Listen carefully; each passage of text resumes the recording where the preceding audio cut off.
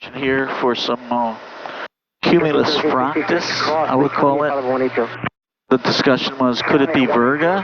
Well, not with the high humidities we have here. I don't think so. It's probably just a cumulus fractus, which means the energy in the cloud is dissipating. The cloud is coming apart. It doesn't have enough moisture to sustain itself. On the other hand, we do have still some weather in the area. We weren't planning on going through that anyway, but these little teaser clouds can be a little bumpy. So if I had a cocktail on it, 75, 13,000 direct Key West. 75 actually. High ball glass, I'd be a little concerned, but other than that, Carter, Key West. it's going to be pretty smooth, I think. I just wanted to point out that the CHTs are stable in power setting of 70, roughly 70%, 29.5, manifold pressure 2400 RPM, and what would ordinarily be 21.5 gallons of fuel. This particular one had been running a little warm, and one of the reasons was we had the alternate air door open.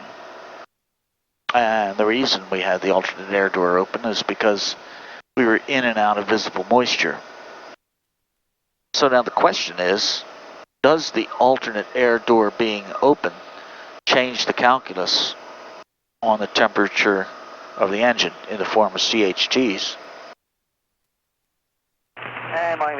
Thinking about it logically, we're getting non-filtered air, and that air is having to make a 180 turn to get into the engine. So we're not getting the ram effect into the plenum that we would ordinarily get with filtered air. Even though it's filtered, it is getting ram air effect.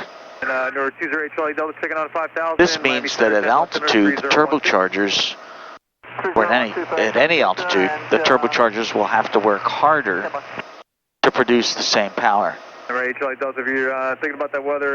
Now then, if you ask the engine for 29.5 inches of manifold pressure, the question is, how hard do the turbochargers have to work in order to make that happen? And you could say that with respect to relative difficulty. Would it be more difficult? Would the turbochargers have to work harder in terms of the wastegate closing with ram air, or to get this particular power setting with alternate air? The answer is pretty definitely alternate air is going to make the turbochargers work harder, and that then would cause an increase in heat. Now, as I say this, you notice that the CHTs are going down. So that might be explained in that the outside air temperature is changing as we go through these clouds. And that's all I can say about that. This is not a scientific study. It's simply anecdotal observation to help pilots do better at their tasks.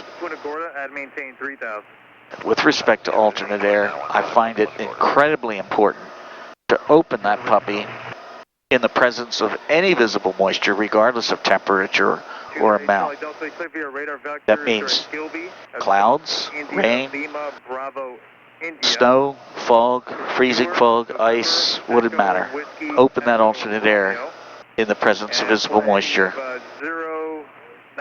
regardless of temperature, even if you're in Arizona in the summer, and don't close it until you're safely on the ground and absolutely sure there's no ice in the plenum. Dick Rochfort, fly safely.